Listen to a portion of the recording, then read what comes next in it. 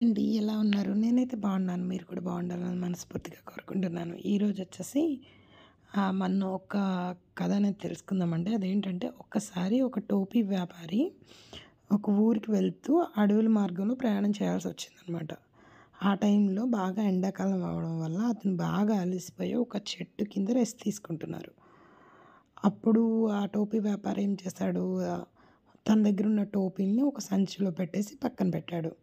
పక్కన పెట్టి నిద్రపోయాడు. కొంచెం సేపటి తర్వాత లేచి చూస్తే ఆ టోపీలనేవి అక్కడ లేవు. ఆశ్చర్యంతో అటు ఇటు చూశాడు. తర్వాత చెట్టు మీద కోతులే టోపీలు తీసుకొని అక్కడ కూర్చున్నాయని గమనించాడు. తర్వాత కోతులు టోపీని చూసి ఆసక్తిగా వాటిని తలకు పెట్టుకున్నాయి.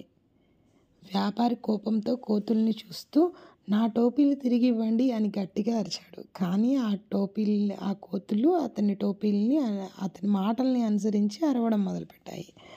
వాటిని ఏమి చెయ్యాలో అర్థం కాక అతను నిరాశగా కూర్చున్నాడు. చివరికి వ్యాపారి తన తలపై ఉన్న టోపీని భూమిపైకి ఇసిరేశాడు. అది చూశాక కోతులు సేమ్ అతనిలానే అతన్ని అనుసరించాయి. ఒక్కొక్కటిగా మిగతావన్నీ కూడా తలపై ఉన్న టోపీలని భూమిపైన విసిరేశాయి. ఈలోపు వ్యాపారి వాటినన్నిటినీ ఆ సంచిలో పెట్టేసుకొని అక్కడి నుంచి వెళ్ళిపోయాడు. దీనిలో ఉన్న నీతి ఏంటంటే, సమస్య వచ్చినప్పుడు కోప్పడడం వల్ల ఎటువంటి ఉపయోగం ఉండదు.